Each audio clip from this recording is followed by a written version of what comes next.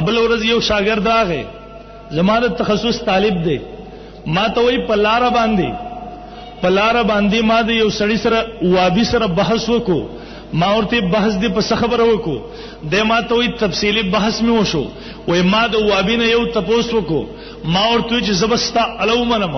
امام ابو حنیفه رحم الله خلاف خو تب بکواس کې ستا جبر امام ابو حنیفه رحم الله خلاف خوځيږي، خو ها امام ابو حنیفه رحم الله پریدا صرف د مانځي یو مسلې تپوس کوم داغي حل راته پیش کا.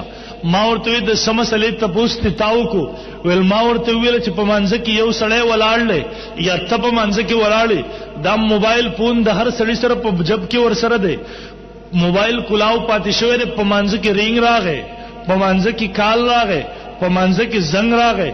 ما ورته وی وزدا موبایل راواخلو بندې کو کدا موبایل په خپل حال باندې پریدو د مسلې حکم سره قران یا حدیث نه جواب راک.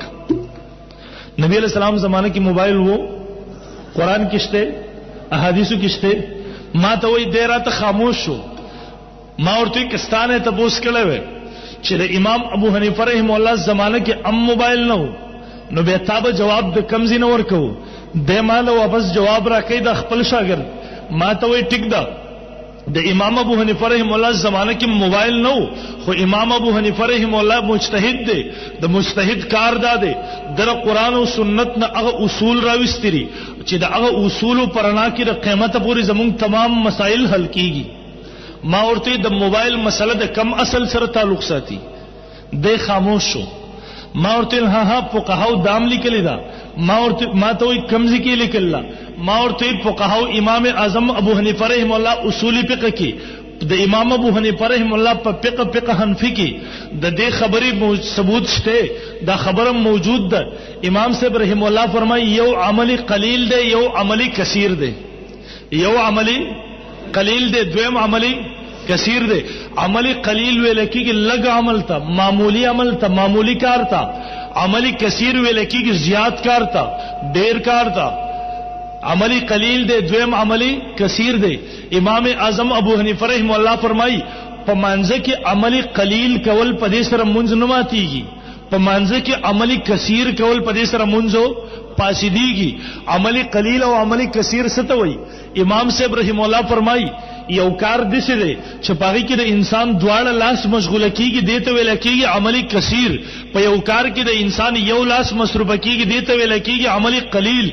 یو کار دسه دی چې د په مانځ کې زو ولاړیم، زه دغه کار باندې شروع شم، را روان یو کس ماته ګوري، د خیال او ګمان داده چې د په مانځ کې نه دی ولاړ، دیته ویل کېږي عملی کثیر. یو انسان را روان دی، زه په مانځ کې یو کار کوم، د په ما باندې خیال کوي چې د خو په مانځ کې ولاړل، هاي یو ضرورت ورته پېښ شو پر یو لاس باندې معمولی غونتی عمل وکړو، دیته ویل کېږي عملی قلیل. دیته ویل کېږي عملی قلیل، معمولی غونتی عمل په مانځ کې کول. ها دومره زیات عمل زال په مانځ کې لګ معمولی او زید وګرو، دیته ویل کېږي عملی قلیل. بار بار یو انسان په مانځ کې ځان غړي، کله دازې غړي، کله دازې غړي، کله دازې غړي، دیته ویل کېږي عملی کثیر. ما ورته وستدا وایا دا موبایل چې تار جیب نه راواغستو په یو لاس باندې تا معمولی بزر بند کو، دیته ویل کېږي عملی قلیل. فقه حنفی دا مسله حل کا کہ په عملی قلیل سره ستا موبایل بندې دی شو، خو بندې کا کہ په عملی قلیل سره ستا موبایل نه بندېږي، بیا ستا مونږ ماتېږي، بیا موبایل لاس مورلا.